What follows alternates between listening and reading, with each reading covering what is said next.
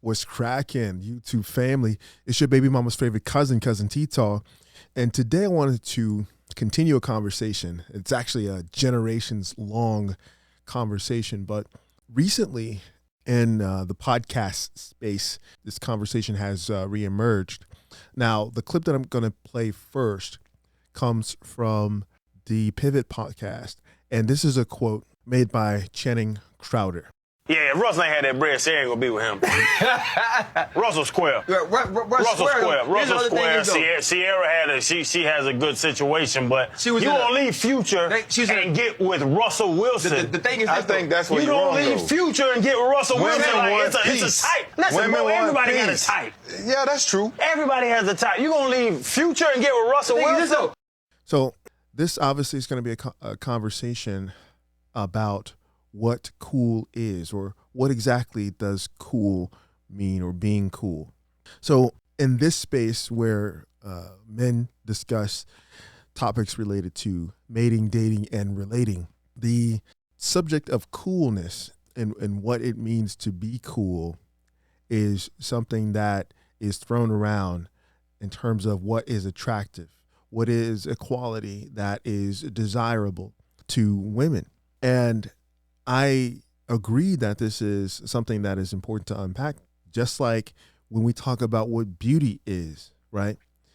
And just as we seek to define or give a vocabulary for what beauty is, that which creates a type of fixation in the eye of a beholder, let's seek to give a definition so that we can have a working vocabulary for what cool is, or what being cool is.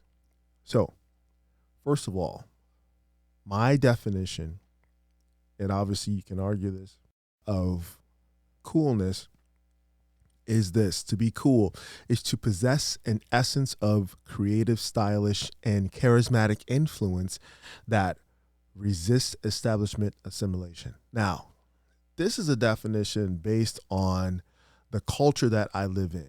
Okay, I am from the United States. I'm what you would consider a foundational Black American.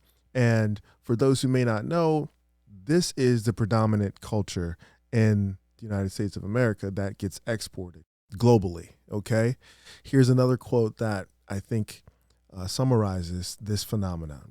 40 million Black people in America are the role models for 1.8 billion Black people in the world. When we say something's cool, it's cool in Tibet. When we say something's a dud, it's a dud in North Korea. We have mastered culture, community, and cool and creativity, yes or no? In other words, you are the capital. You already have what you need. When you walk in a room, you are unique. Everybody wants to be you, except they don't want to be Black. Now, in order to have this conversation and be balanced about it, we have to define a couple other terms. Most importantly, the term of lame, because we're comparing what it means to be cool versus what it means to be lame. And so here is the definition that I'm presenting for lame. To be lame is to be socially awkward, underdeveloped, unstylish, out of touch with the culture, and angling for an establishment adjacent position. Now, again, I chose these words for this definition for a specific reason. And you know what, while we're at it, let's go ahead and let's go ahead and present a definition for the word corny, because that gets thrown around interchangeably with lame in terms of how a person presents socially. Okay, so a definition of what it means to be corny: to cosplay as cool, to culture vulture / present a poor imitation of the culture. Okay, so now that we have those definitions put away, let's continue with this conversation. Now, among the various podcasts and conversations that I've heard online about this specific topic of Russell Wilson versus Future, in terms of why Ciara went for Russell at this stage in her life, I think that the most balanced perspective or commentary that I've seen so far has been the one that Riva TV has. Okay, and I'll leave a link to what she presented on this subject down below. But basically, when we talk about what it means to be cool as the type of man that women desire, women are drawn to, the type of man that has this magnetism to him, we have to keep in mind that it's relative to the culture that that man exists in and that those women exist in. Because when we look at, for example, the hierarchy of needs, and this is a whole other conversation for another day, I'm just using this as a reference. Whenever I have a conversation that includes Maslow's hierarchy, I have to sort of put an asterisk by it. And in that, this is the Western perspective of the hierarchy of human needs.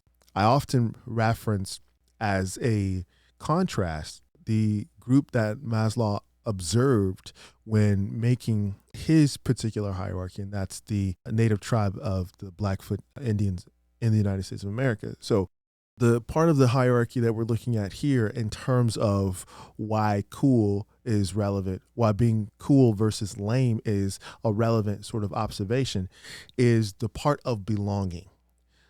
A person's desire and need to belong within a particular culture.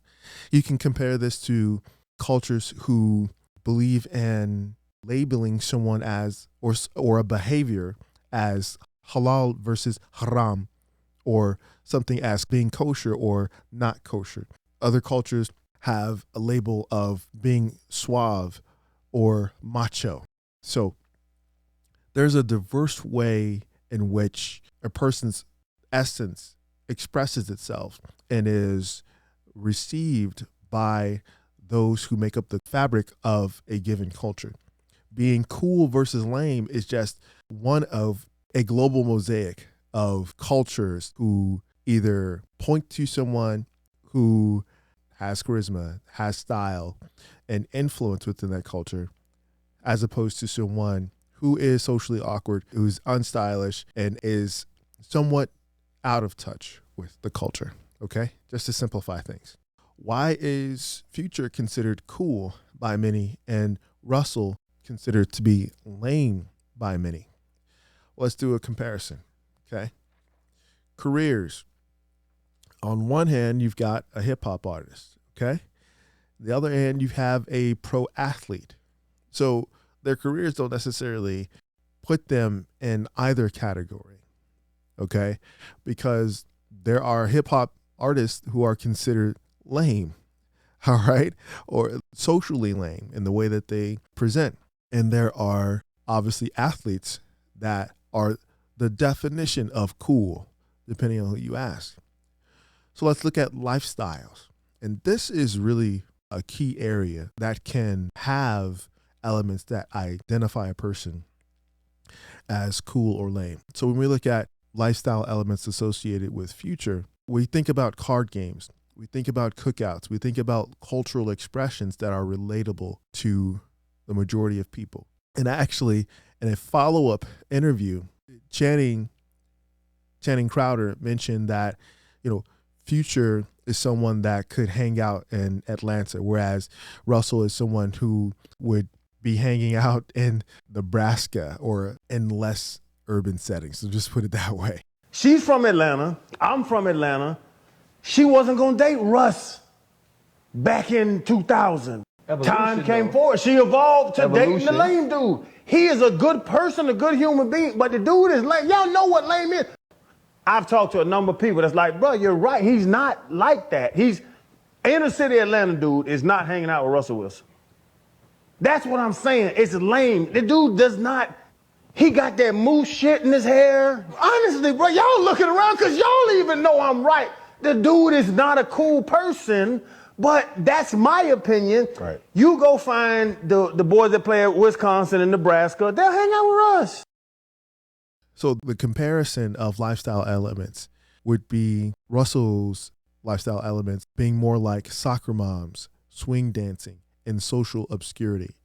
So of course we can see the contrast between this aspect of these two case studies' personalities. Lastly, let's look at a crossover point. Because let's be clear, they are two personalities that exist in the popular culture sphere. So the crossover would be their access to wealth and exclusive spaces. And in this case, we can look at the Met Gala as one of those spaces. And I think these pictures tell a great story in terms of how women like Ciara choose men at different phases of their lives. Now, it's not only how the women choose men, but how certain men choose women, meaning that once Russell had achieved a level of status and wealth, he became more attractive to a Ciara, who is a popular person and a cultural figure in her own right. The part that ties this entire conversation together is her association with Future first, to the point where she gave Future a child even before they were married. Even though they were engaged for a period of time, she chose Future first. She was fixated on Future, and it did not center around his wealth at that time. So the main takeaway from this particular installation, and of course I'm gonna do follow-up parts to this particular conversation, is that when we talk about what's real and why people choose who they choose, we have to keep in mind that there are benefits and there are trade-offs. But in order to know who you are, you have to understand what it means to be developed versus someone who simply has resources.